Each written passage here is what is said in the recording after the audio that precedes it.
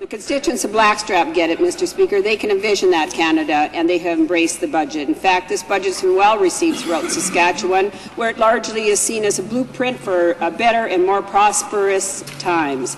It hasn't hurt that Saskatchewan's a big winner in Budget 2007 and is receiving the largest per capita gains of any province with the new fiscal balance package.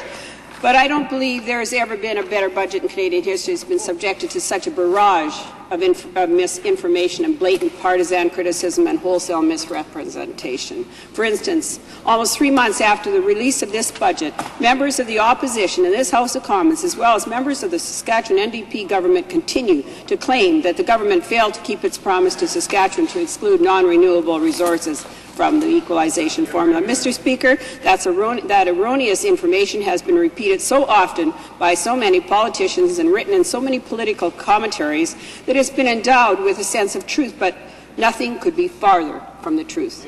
The government did keep its promise. The Prime Minister kept his promise. Mr. Speaker, Saskatchewan Conservative MPs are voting for this budget not because this budget delivers for Saskatchewan. And I've made my support of this budget very clear in this House, in letters to the editor, and in columns published. Mr. Speaker, this budget gives none of us any cause to worry. For those in Saskatchewan, this budget is about the tale of two leaders. One of the Prime Minister, who's a visionary, who had the courage to solve the fiscal imbalance and determine an equalization formula that was fair to all provinces, that was based on a 10-province standard. The other, Mr. Speaker, the Premier of Saskatchewan, a standard politician who spent $300,000 on a provincial advertising campaign called Imagine, but lacks the vision to see his province move beyond a have-not status. He is a critic for criticism's sake. He will not embrace the future because he is too attached to the past. Partisan to the end, he will not acknowledge a promise kept by his political opponents, so he insists a different promise was made.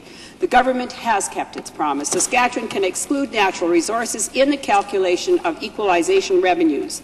The Finance Minister further clarified the equalization formula when he first reminded people that our government does not negotiate side deals with any individual province or territory, and you cannot run a country on side deals. Second, the federal government is currently consulting, not negotiating, with Nova Scotia about the implementation process and the benefits of Budget 2007 to determine the process of maintaining our guarantee that no province will be worse off under the new system.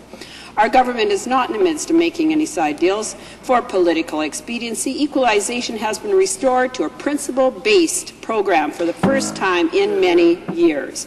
Equalization has been restored to a truly national program. That's what all premiers asked us to do, and that's what all Canadians expect us to do. Restoring fiscal balance brings federal support for Saskatchewan to $1.4 billion in 2007-2008, including over $800 million in new funding. That's more new funding on a new per capita basis than any other province. Mr. Speaker, under the old Liberal equalization program, Saskatchewan would have received $0 in this year. Under Budget 2007's new strengthened equalization, it will receive $226 million per year. That's more now than it did before to fund health care, education, and other important public services.